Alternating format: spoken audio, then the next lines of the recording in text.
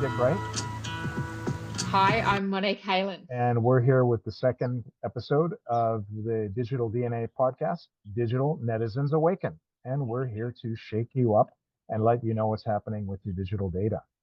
So, Definitely Mon, what are we welcome going and welcome. Like, to? thanks for joining in again and listening to us. I think it's great. Yeah, the feedback from the first episode was pretty good. So please follow and share with your friends and ask any questions that you want. So today we are going to talk a little bit about your personal data and how it's used. Many people are aware that digital data is an issue, that companies are taking it, but they don't know exactly how. So we're going to move into a little bit about that. Mon, anything you want to say on digital data? Yeah, sure. I think from people I've been talking to, people just aren't aware of actually how much digital data they're creating every day. It's huge. Research is showing the average internet user is making about 4,900 digital transactions each day, if you like, on the internet, whether that's going onto Instagram and posting photos or doing comments or responding to text messages or downloading YouTube videos, online shopping, going on doing your internet banking.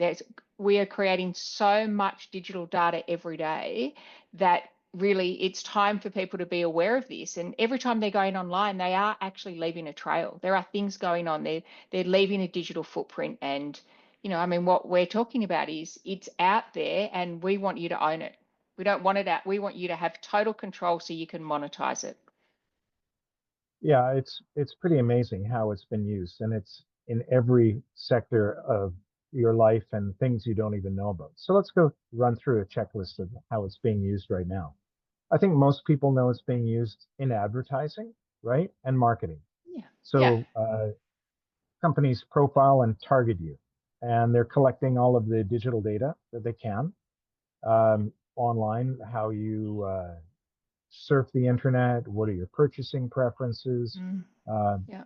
did you know they even follow your location data? Yeah, Can you believe it? definitely. Yeah. They do. Yeah, I know. It's scary. It is scary the amount that people can access or have access to that they're then creating profiles on you. I mean, it's interesting. You look at Google, who will say that they're not selling people's data. Google obviously is used by so many people. There's a lot of data on there. But what they're doing is they're creating a unique profile on you, and then they're selling that profile to advertisers. I mean, I'm sure people are aware of the fact that they start searching for a holiday. Perhaps they want to go to Thailand or Vietnam, and all of a sudden they start receiving ads purely about those locations. It's because Google sold your profile to an advertiser that's now sending you very targeted ads. Now, what they're doing is they've found a way to monetize your data that you're not actually receiving the benefit of that. Yeah, it's really quite incredible. So I haven't had it happen to me yet. I haven't walked down the street and the store that I shop from has sent me a message saying, come in, 30% discount for the next hour. Definitely. That's right. That And geolocation tracking on your phone is crazy. yeah, But it's real. it can be, and you might say, oh, but that's beneficial. I can get a discount. You can, and there's an advantage to that. But why shouldn't you be making money off of that too? Why should they just be able to take you in to shop at their store, right? You should be actually making something for that data that you're surrendering that they know about you. So I don't think it's quite right. Well, it's They right also because do. sorry, you was going to say your data Oh, is being used by someone to, I suppose, target the ads to appeal to you, and that's fine. But you should be reimbursed or you should be paid for someone to have access to that data. yeah, without a doubt, it's not right the way that it's working right now. And they have behavioral prediction as well. So when they have your data, they use heavy data analytics, and they can predict your future behaviors. And it lets them tailor their marketing strategies for any potential future actions you may take. So I think most Definitely. people are Yeah. aware of this part, right? The advertising and marketing part. Yeah. They may know about the social media stuff as well. The data mining, they will analyze users' data and they try and keep you engaged as long as they can on your platforms. And that means there's more opportunities for advertising where they can make more money off of your profile, right? Yeah.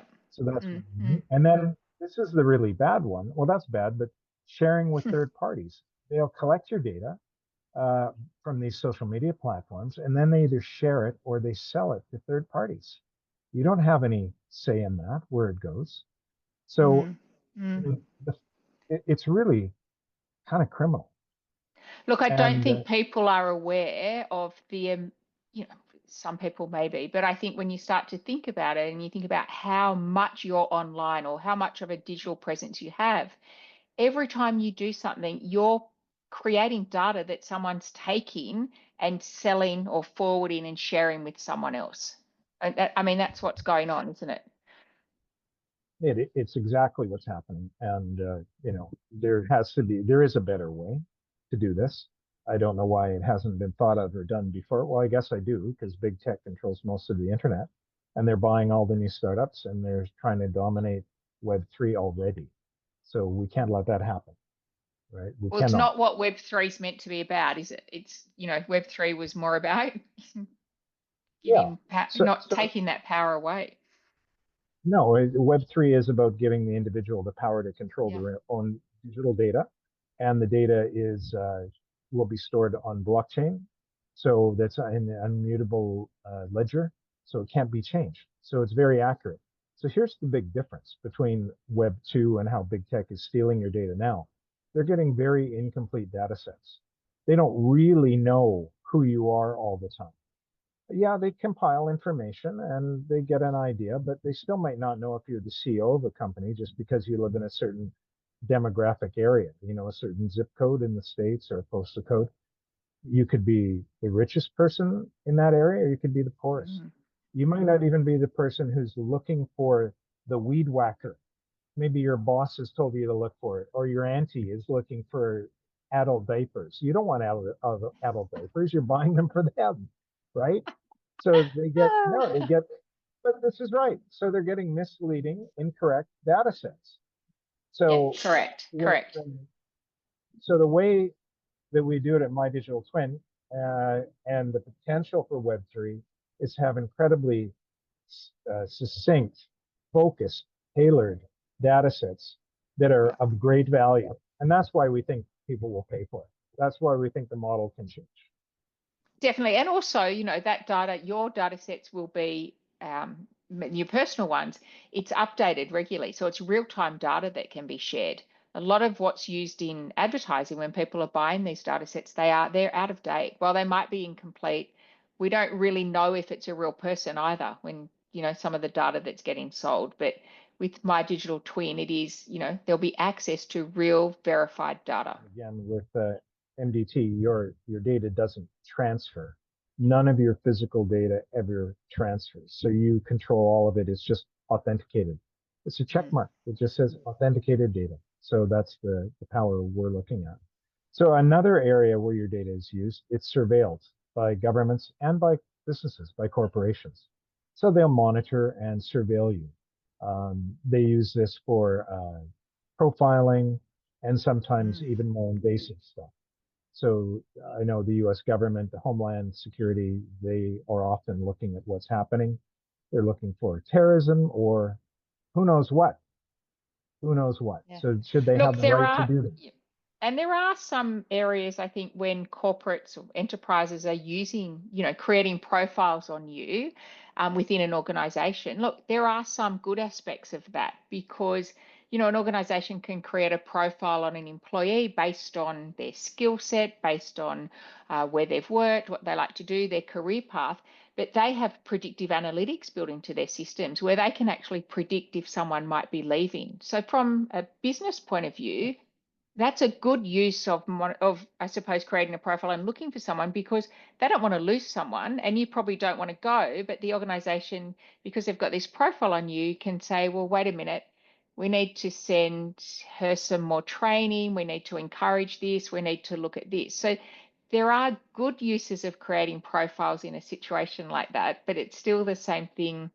We're talking more about the personal when you're sharing information. So I agree with you 100%. And that's a very good example, but that is the corporation's data. You're the employer, Yes. right? You're the employee rather. So, the employer has the right to have that data and it's smart. It's very Mm. smart. But for individuals, I think there would be rare examples where it's okay. Very rare. And Yeah. then some examples of abuse, data breaches. You Yeah, hear well, I about this mean, all what the a time. day we don't, how regularly are they? It's almost like every week there's a or even daily. There's data breaches just happening all the time. These bad actors are getting smarter. They're breaking into systems. They're finding their way and stealing people's personal data. Yeah, how many times have you logged onto a website like an eBay or something, and they say your data's been exposed, please change your password? It's a real problem that people's personal data is getting stolen when companies are breached, when there's a cyber attack, which is just becoming more and more prevalent.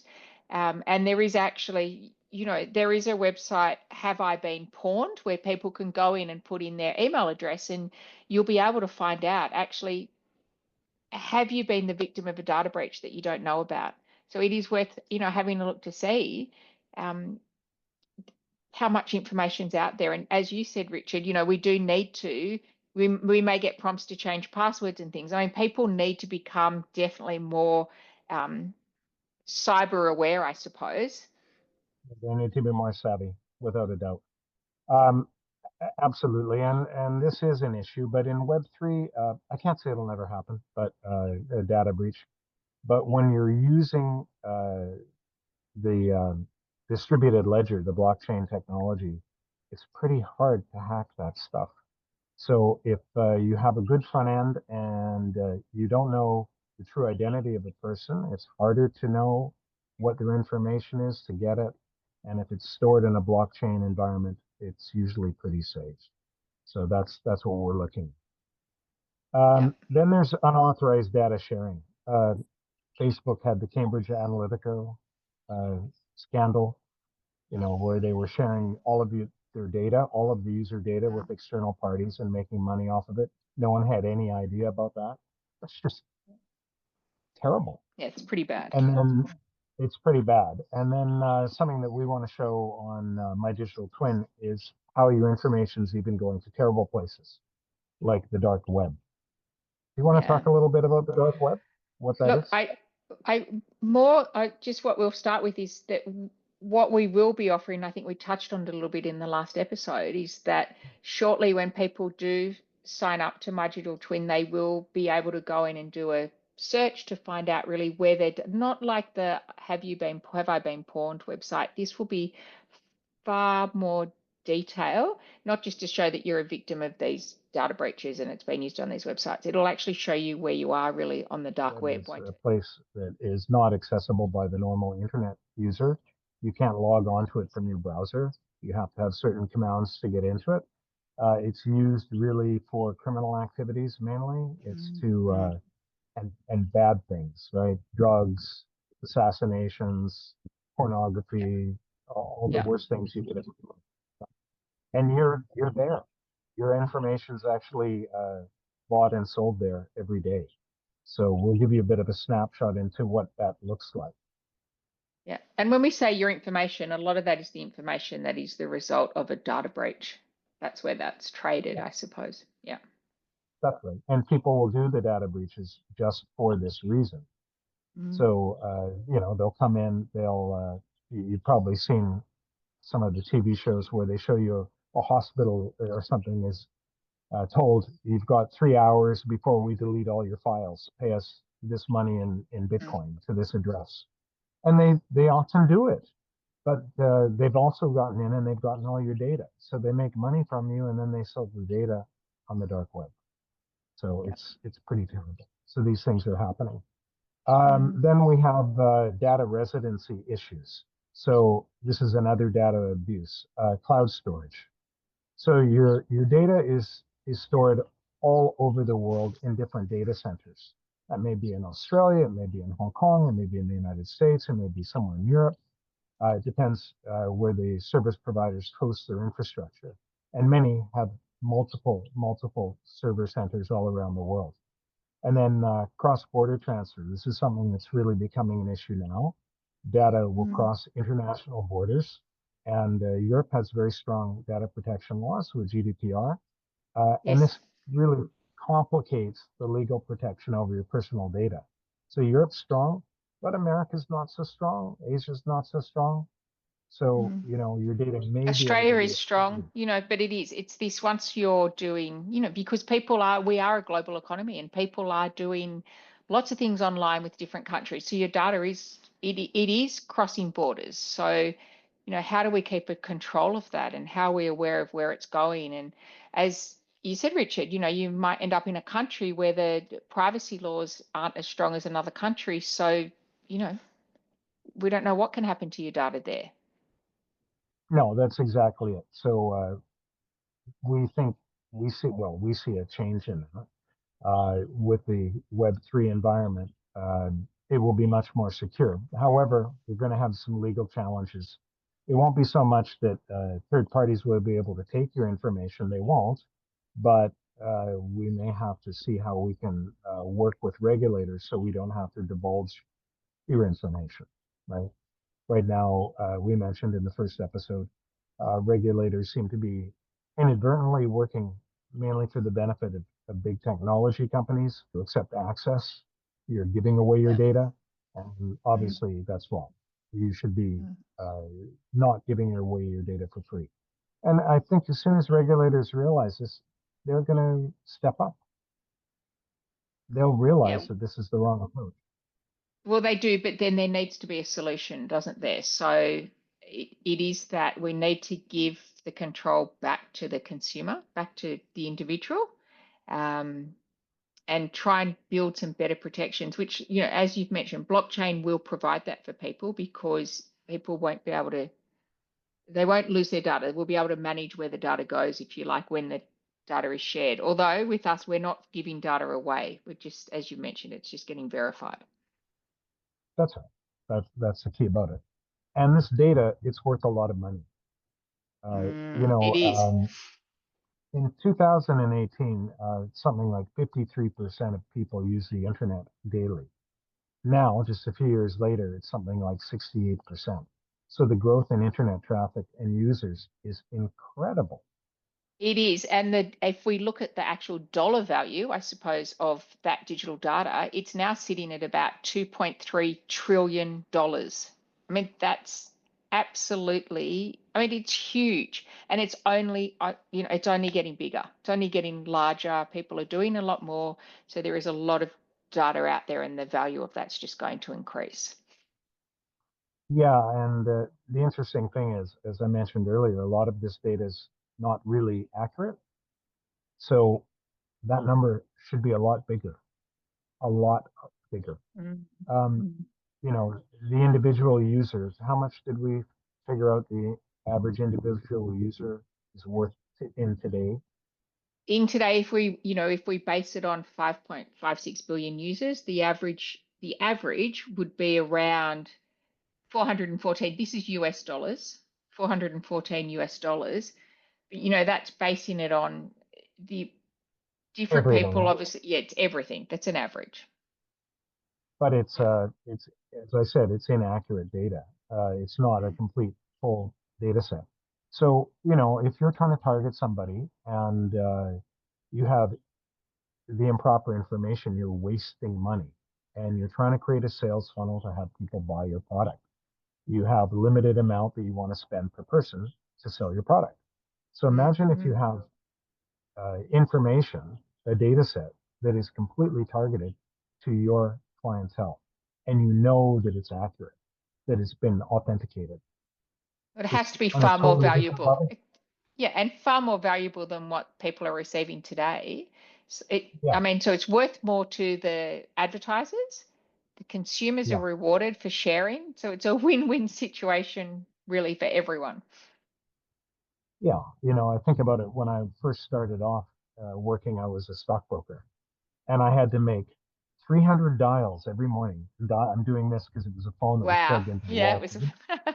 And then I did 300 dials. I got 30 contacts. I had 3 appointments. And in the afternoon, I would go see my 3 appointments and I would get one new client, right? A lot Great. of work.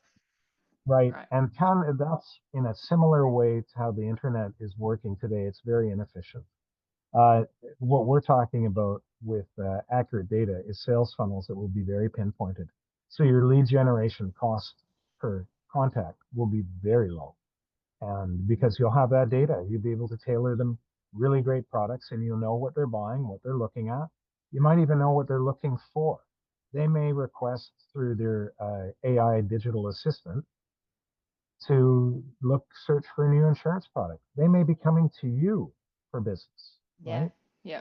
Well, that is So, the future, isn't it? That's what we're seeing. Once all that data is available, and yeah, it's up to date, it's authenticated, it's real data. Over time, that AI assistant will actually be going out trying to find people. Is my house insurance coming up? Do I need my assistant to go out and negotiate a better deal for me based on the data it's holding on me? It can go out and have those conversations or those interactions with different insurance companies to come back and tell me what the best offer is. yeah, it's really quite incredible where we're going to be going with this. So today, data is incomplete, but it's being taken from you, and you're being screwed. So Yeah. as we said before, we want people to wake up to this reality and realize that there's a better way out there. So I think my digital twin MDT is a little bit different than most companies and how we're approaching this, and I think that's okay. If there's competition, that's fine. I'm happy to have it Yeah. because I think the market is huge.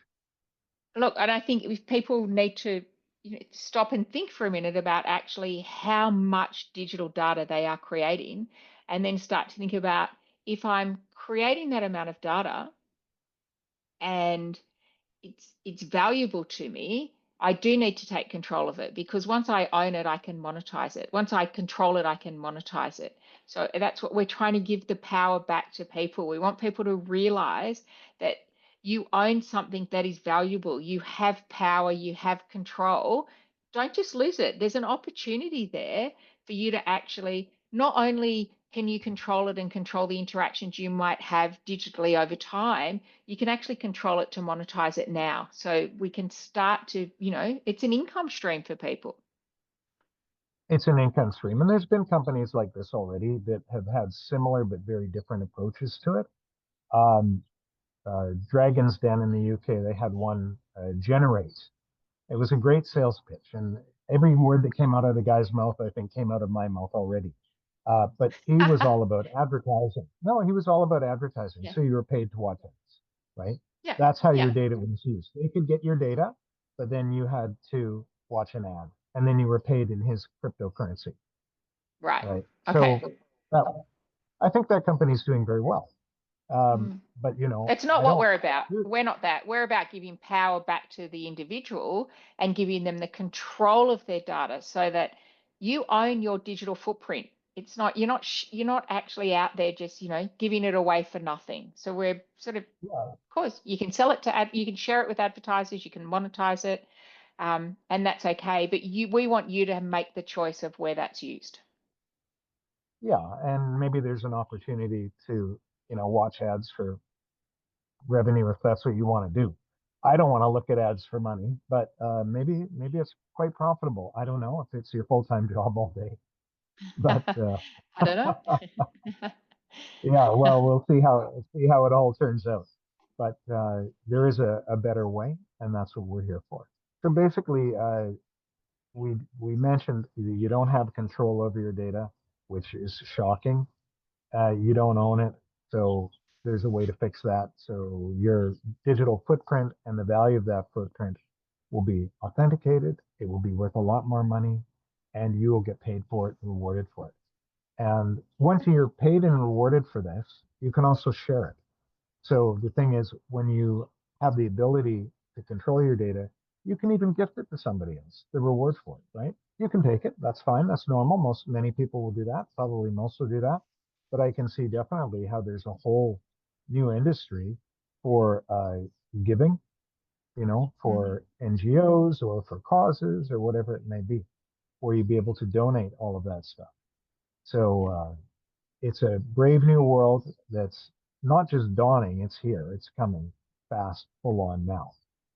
And I do want to end my comments with, I want people to understand the value of data. The fact that digital data today is worth $2.3 trillion, it's huge.